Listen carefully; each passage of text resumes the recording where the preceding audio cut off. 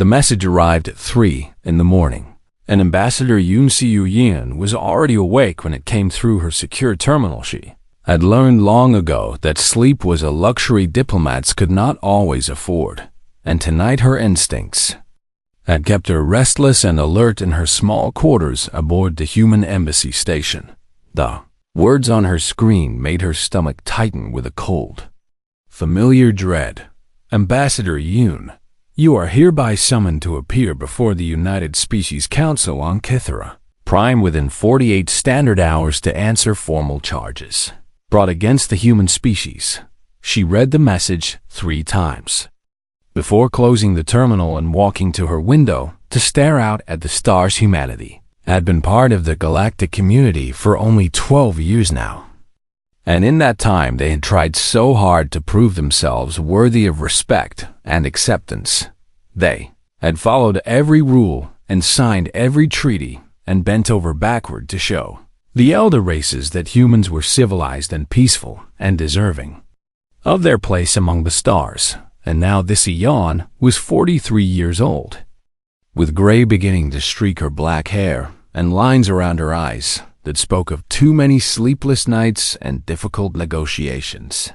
She had been chosen as humanity's chief ambassador, not because she was the smartest or the most experienced, but because she was the one who never broke. Other diplomats had crumbled under the pressure of representing an entire species.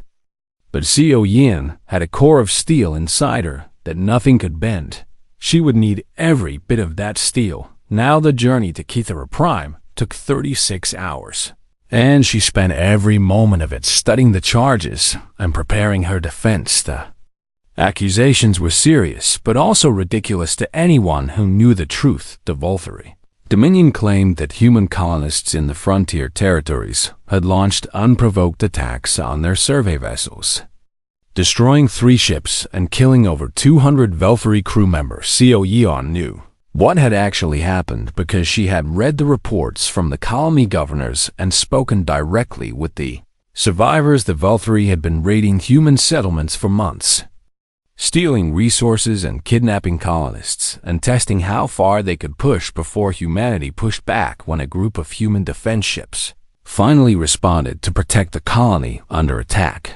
The Velfari had screamed to the council about human aggression. It was a trap, and humanity had walked right into it when her ship docked at Kythera Prime. Seo-yeon was met by a protocol officer who escorted her through gleaming corridors filled with beings from 100 different worlds. She saw Deshans with their tall, willowy bodies and silver skin, and Makarathi with their 4 arms and clicking mandibles, and dozens of species. She could not even name all of them stared at her as she passed. Some looked curious, but most looked at her the way someone might look at an insect that had crawled into their home. The Galactic Assembly Hall was the largest enclosed space Seo-yeon had ever seen. A vast dome that could hold 10,000 representatives with room to spare. Today, it seemed even more crowded than usual, packed with delegates and observers who had come to watch humanity be humiliated. Word traveled fast in the galaxy, and everyone wanted to see the show. The Council of Elder Races sat on a raised platform at the center of the hall. 5 ancient beings who represented the oldest and most powerful civilizations in known space. There was the Kelvon high-orbited Drossen, whose species had been traveling between stars when humans were still living in caves, and the Vishan Matriarch, and the Makarathi Hive Speaker, and 2 others whose names Seo-yeon had never been able to pronounce correctly. They looked down at her with expressions that ranged from boredom to open contempt.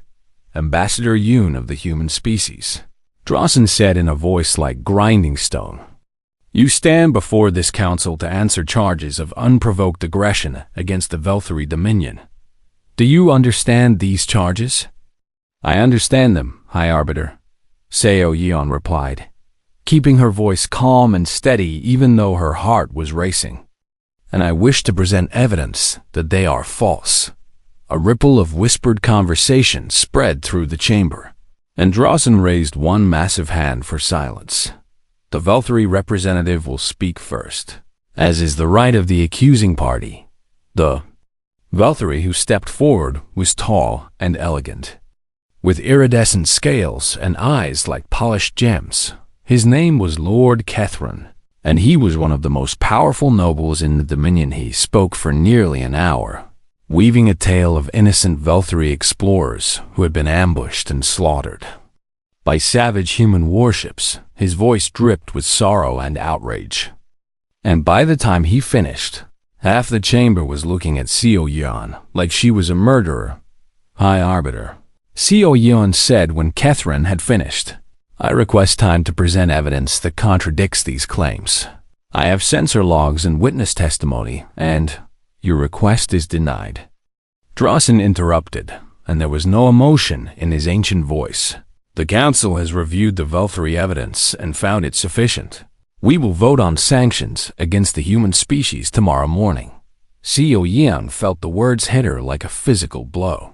"High Arbiter, with respect, galactic law guarantees the accused the right to present a defense. Galactic law also grants the Council discretion in matters of obvious guilt." Drawson replied, "You may observe the vote tomorrow, but you will not speak. This session is concluded." The chamber erupted in conversation as the Council rose and departed.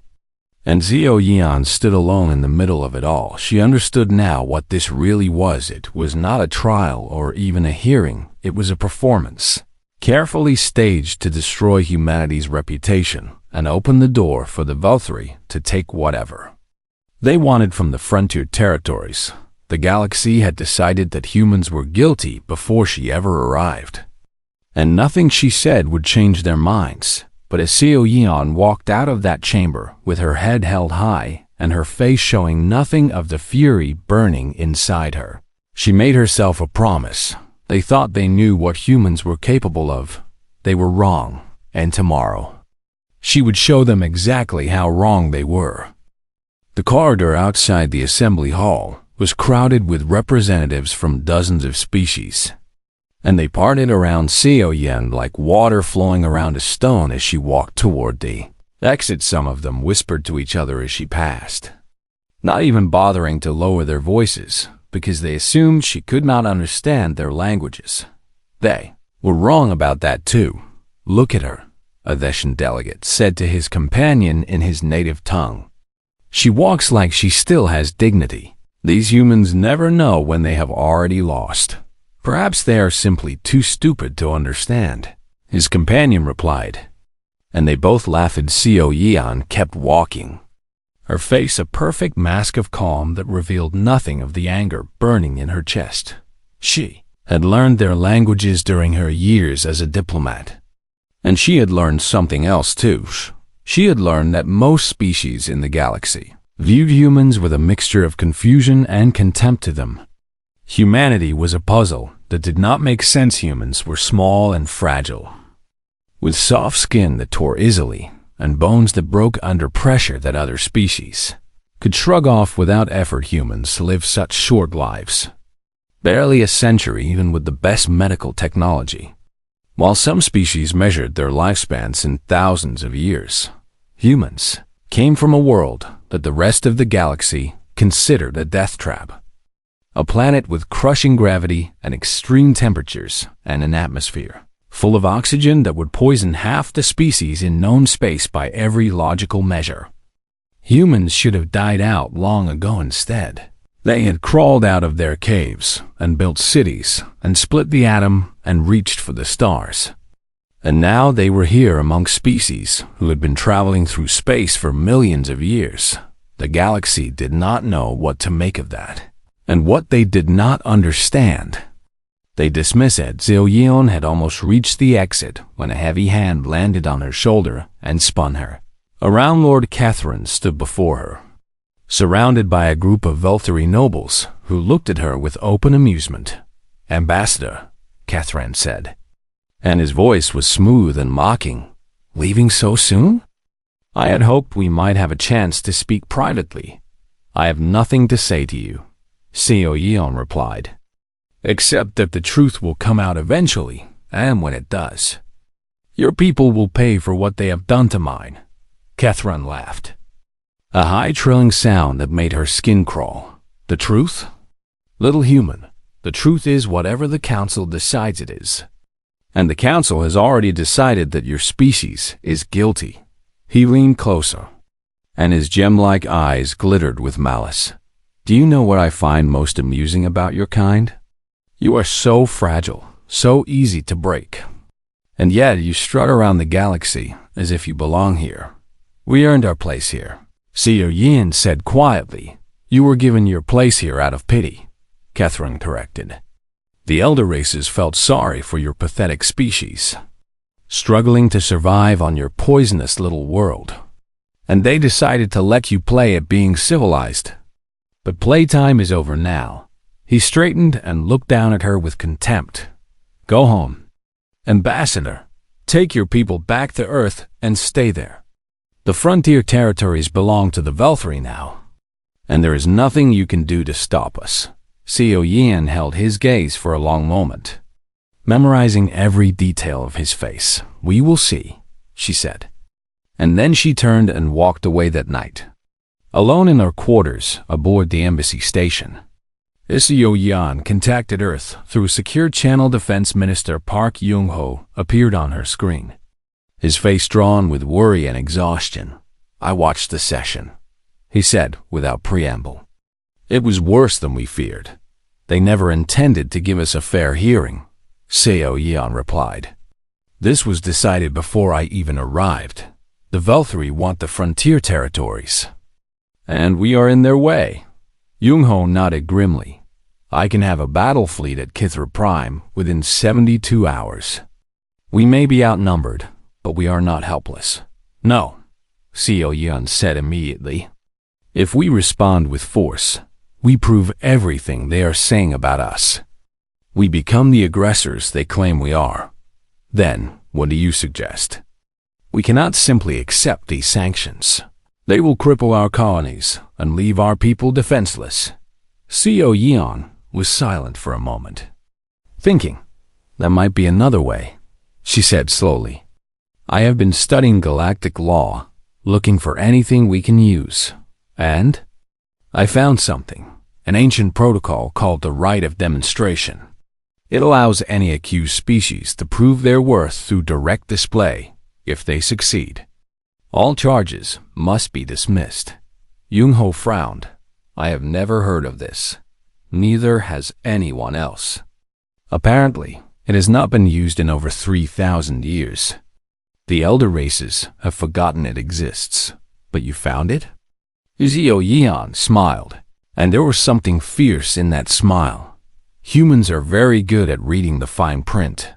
She explained her plan, and Yung-ho listened with growing amazement and concern.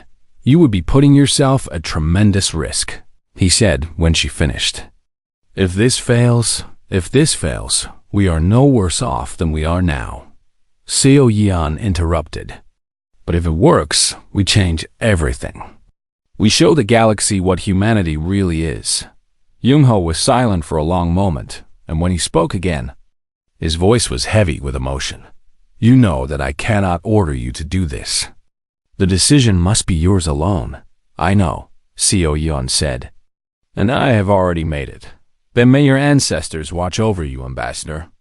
The fate of our species rests on your shoulders. After the call ended, Seo Yan sat in the darkness of her quarters and prepared herself for what was to come. She thought about her parents, who had worked in the rice fields of Jeju Island until their backs were bent and their hands were rough as leather. She thought about her grandmother, who had survived a war and a famine and still found the strength to raise 5 children on her own. She thought about the millions of humans scattered across the frontier territories, families who had left everything behind to build new lives among the stars. They were all counting on her now. Even if they did not know it, Seo Yan closed her eyes and took a deep breath. And when she opened them again, her fear was gone. She knew exactly what she had to do. The assembly hall fell silent when Seo Yan walked through the great doors. The next morning, she had dressed carefully for this moment. choosing the formal black uniform of Earth's diplomatic corps with all of her medals and honors displayed on her chest. She walked with her head high and her shoulders back, moving through the crowd of representatives like a queen walking among commoners. The council was already seated on their raised platform, and Lord Cathran stood at the center of the chamber with a satisfied smile on his face. He clearly expected this to be over quickly. "The vote will now begin," High Arbiter Drossen announced, his voice echoing through the vast space. "Representatives will cast their votes on the proposed sanctions against. I invoke the right of demonstration." Seo Yin's voice rang out across the chamber, cutting through Drossen's words like a knife for a moment. There was absolute silence. Then chaos erupted. Representatives began shouting questions and objections, and the chamber filled with a roar of confused voices that made the walls themselves seem to shake. Drossen raised both hands and bellowed for order, and slowly the noise died down to a murmur. "Ambassador Yun," Drossen said. And for the first time, Sio Yan heard something like uncertainty in his ancient voice. "What did you say?" "I invoke the right of demonstration," Sio Yan repeated calmly. "As guaranteed under Section 47 of the founding charter of the United Species Council, ratified by all member civilizations including the 5 elder races." Lord Cathran stepped forward, his scales flushing dark with anger. "This is absurd. The right of demonstration is an archaic relic. It has not been used in millennia. Nevertheless, it remains part of galactic law," Sio Yan replied. "And as the representative of an accused species, I have the absolute right to invoke it, unless the High Arbiter wishes to ignore the very laws he swore to uphold." She turned her gaze to Drossen, and every being in the chamber held their breath. The Kelvan High Arbiter was ancient beyond human understanding, his stone-like body weathered by thousands of years of existence, and his mind held the complete record of galactic law going back to the founding of the Council itself. He could not claim ignorance of the right of demonstration, and they all knew it. "The human speaks the truth," Drossen said finally, and his voice was heavy with reluctant acceptance. "The right of demonstration is valid, and she may invoke it." The chamber exploded into noise again, and Cathran looked like he wanted to tear Sio Yan apart with his bare hands. "High Arbiter, surely you cannot allow this circus to proceed. The Velthari Dominion objects in the strongest possible terms. Your objection is noted and overruled," Drossen replied. "The right is absolute and cannot be denied, Ambassador Yun. State the terms of your demonstration." Sio Yan stepped into the center of the chamber, and 10,000 eyes turned to watch her. "The terms are simple," she said. "Any member of this council, or any representative present, may attempt to make me flinch, cry out, or show weakness through any non-lethal means. If I remain unmoved through all challenges, the charges against humanity must be dismissed." Laughter rippled through the chamber, starting as a few isolated chuckles and building into a wave of open mockery. A small human woman was challenging the combined might of the galaxy to break her, and the very idea seemed ridiculous beyond words. "You cannot be serious," the Theshan matriarch said, and her silver face twisted with amusement. "Child, do you have any idea what you are proposing?" "I am completely serious," Sio Yan replied, "unless the matriarch is afraid to accept the challenge." The laughter died instantly, replaced by a cold silence. No, Deshin would allow an insult like that to go unanswered. "Very well," the matriarch said, rising from her seat with fluid grace. "I will go first." She descended from the platform and approached Sio Yan, towering over the human woman by nearly 2 full meters. From her robes, she produced a small device, a neural disruptor that pulsed with a sickly green light. "Do you know what this is?" the matriarch asked. "A fear inducer," Sio Yan replied. "It stimulates the primitive terror response in carbon-based nervous systems. Correct. At its lowest setting, this device can make a mock-wrathy warrior weep like an infant. I will give you one chance to withdraw your challenge before I activate it. Seo Yeon stood perfectly still. Activated, she said. The matriarch pressed the control, and Seo Yeon felt the effect hit her like a wave of ice-water terror flooded through her body, primal and overwhelming. The kind of fear that bypassed rational thought and spoke directly to the ancient animal part of the brain. Every instinct she possessed screamed at her to run, to hide, to escape the terrible danger that did not exist anywhere except inside her own mind. Her heart pounded so hard she could hear it in her ears. Her hands wanted to shake, her legs wanted to fold beneath her, but she did not move. The matriarch increased the intensity, and Seo Yeon felt the fear multiply tenfold around her. Representatives in the nearest rows were scrambling to get away from the secondary effects. Their faces twisted with panic, even at the weakened edge of the device's field. Some of them were screaming. Seo Yeon stood like a statue carved from stone. She thought about her grandmother, who had walked barefoot through snow to find food for her children. She thought about her father, who had worked 12-hour days in the fields until his body was broken, and who had never once complained. She thought about every human who had ever faced impossible odds and refused to give up. The fear was real, but so was she. After what felt like an eternity, the matriarch switched off the device. She stared at Seo Yeon with something that might have been respect or might have been disbelief. "This is not possible," she whispered. "No being can resist at that intensity." "Humans can," Seo Yeon replied, and her voice was steady even though her heart was still racing. "Who is next?" The chamber had gone deathly quiet. Nobody was laughing anymore. The mock-high speaker rose from the council platform and descended on 4 powerful legs, his chitinous body clicking and scraping as he moved. He was massive, nearly 3 meters tall, with mandibles that could bite through steel and eyes like clusters of dark jewels. In his upper hands he carried a small device that hummed with an unpleasant vibration. "The Deshan method is crude," he said, his voice a buzzing chorus of overlapping tones. "Fear is easily resisted by those who have trained their minds. But this is different." He activated the device, and Seo Yeon immediately understood what he meant. A sound filled the chamber, not loud but penetrating, a harmonic frequency that seemed to bypass her ears entirely and resonate directly inside her skull within seconds. Her stomach heaved. The nausea hit her like a physical blow, worse than any seasickness or illness she had ever experienced. Her mouth filled with saliva and her vision blurred, and her entire body screamed at her that something was terribly wrong. She had prepared for this before the demonstration.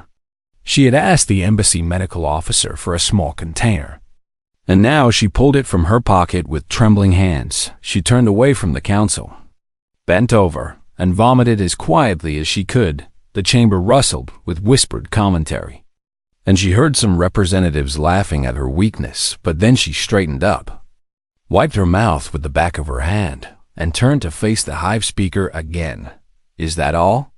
she asked. The hive speaker increased the intensity of the device, and Seo Yeon felt her stomach lurch again. She breathed slowly through her nose and forced her body to remain upright.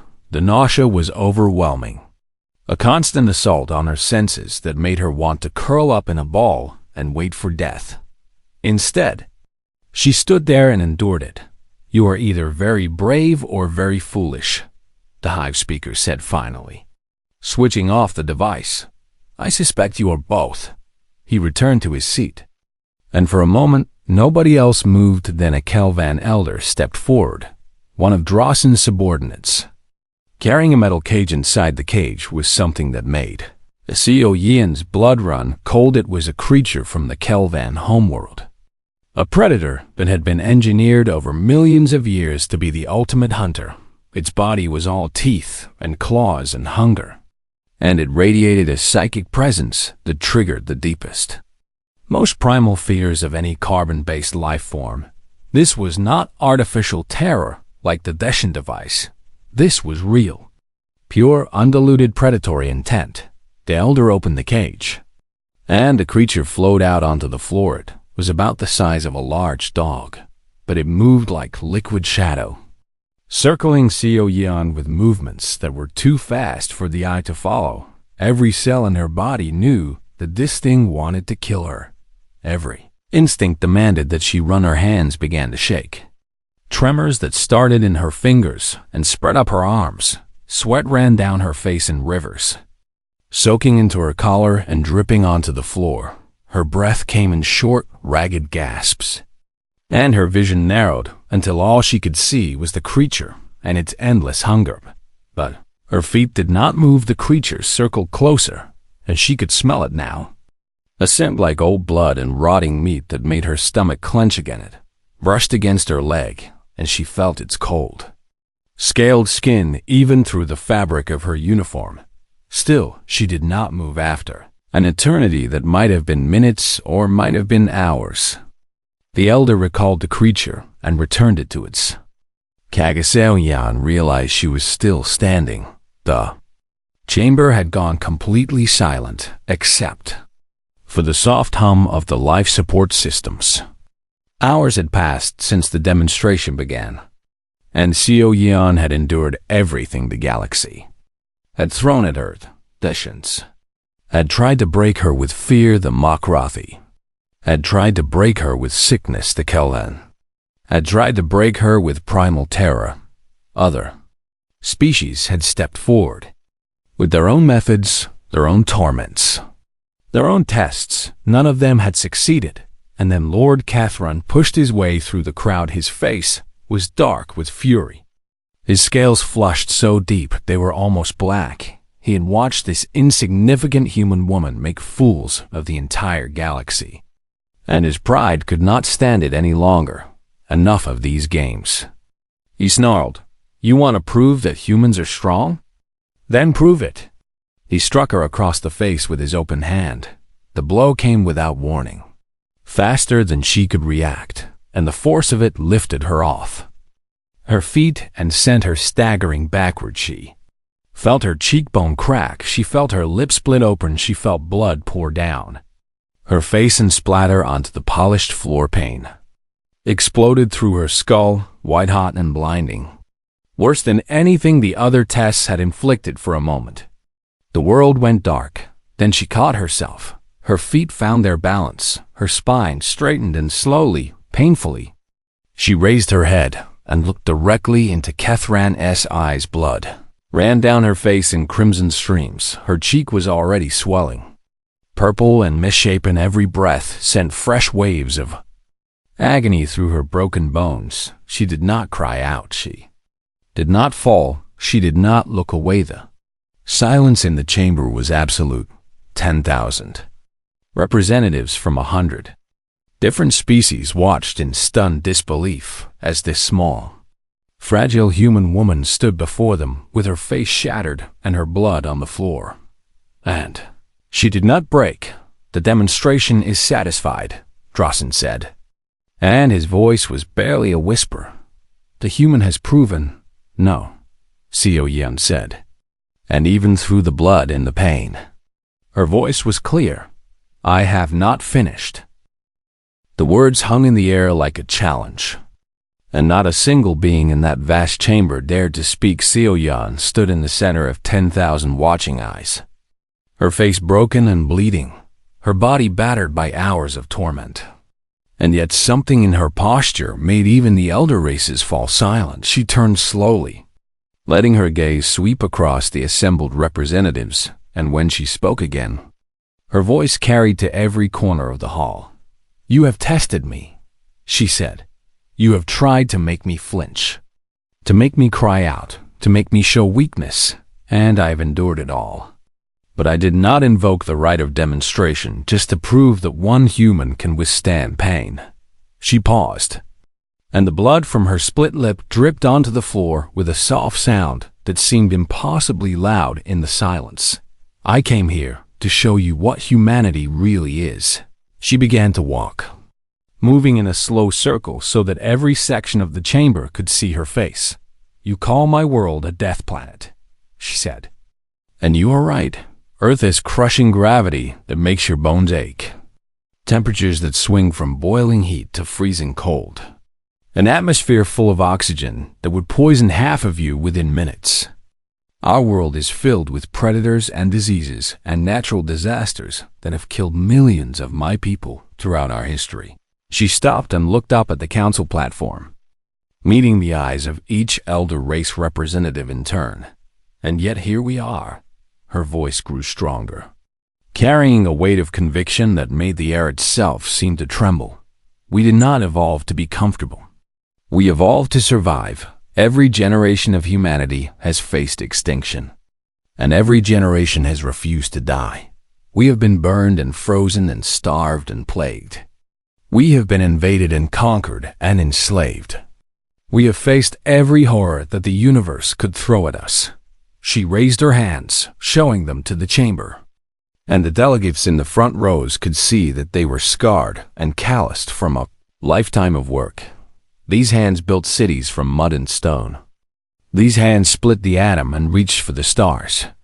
These hands have fought wars and healed wounds and created art that will last for 1,000 years. She lowered her hands and turned to face Lord Kethran, who stood frozen like a statue of ice and scales. "You call us fragile," she said. "You call us prey. You look at our small bodies and our short lives, and you assume that we are weak." She took a step toward him, and something in her eyes made him take an involuntary step backward. "You are wrong." She raised a single finger and pointed it directly at his chest. "We feel pain more intensely than almost any species in the galaxy. Our nervous systems are incredibly sensitive. Every injury we suffer is magnified. Every wound burns like fire, and we know this. We know exactly how much it will hurt when we are injured." Her voice dropped to barely a whisper, but the acoustics of the chamber carried every word. "And we fight anyway." She turned away from Kethron and addressed the entire assembly once more. "That is what you do not understand about humanity. We are not strong because we cannot feel pain. We are strong because we feel everything and we keep going anyway. We are strong because we know we are going to die, and we choose to live anyway. We are strong because we look at the impossible, and we refuse to accept it."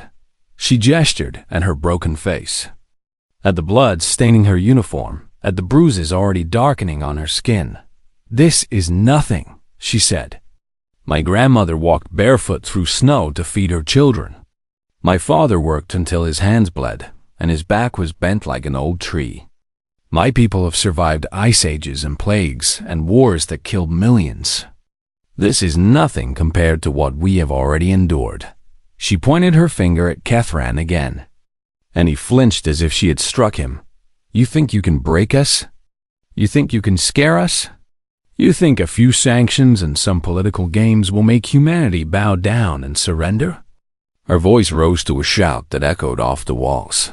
"We are the species that crawled out of the mud and climbed to the stars. We are the species that looked at a hostile universe and said, 'We belong here.' We are the species that dies, that hurts, that bleeds, that suffers, and we do not stop." The chamber was absolutely silent. Seo Yeon lowered her hand and spoke in a quiet voice that somehow carried more weight than all her shouting. "That is what should terrify you." Lord Kethran took another step backward, and then another. And suddenly, he was no longer a powerful noble of the Velthari Dominion. He was just a frightened being who had finally realized what he was dealing with. High Arbiter Drazen rose from his seat, and his ancient face showed something that might have been wonder or might have been fear. "All charges against the human species are dismissed," he announced. "The right of demonstration has been satisfied beyond any possible doubt. This council owes humanity an apology." The chamber erupted into chaos, but as Eo Yeon barely heard it, she stood in the center of it all. bleeding and broken and utterly triumphant. As representatives from dozens of species rushed to speak with her within a week, 3 civilizations formally petitioned for alliance with humanity within a month. The Velthari Dominion had withdrawn all claims to the frontier territories and offered reparations for the raids on human colonies within a year. Humanity had become one of the most respected species in the galaxy, not despite their fragility, but because of it. When Seo Yeon finally returned to Earth, she was greeted as a hero. Millions of people watched her ship land, and the cheers were so loud they could be heard for kilometers. But when reporters asked her about the moment that changed everything, when they asked her what she was thinking when she raised that single finger and silenced the entire council, she only smiled. "I was thinking about my grandmother," she said. "I was thinking about everyone who came before me, everyone who suffered and struggled and refused to give up. I was thinking about what it means to be human." She looked up at the sky, at the stars that humanity had fought so hard to reach. "We are not special because we are strong," she said. "We are special because we are weak and we keep going anyway. That is our gift. That is our curse. That is what makes us human." And somewhere out among those stars, a galaxy that had once looked down on humanity with contempt now looked at them with something new. They looked at them with respect. They looked at them with wonder, and yes, some of them looked at them with fear, which Seo Yeon thought with a smile was probably exactly as it should be.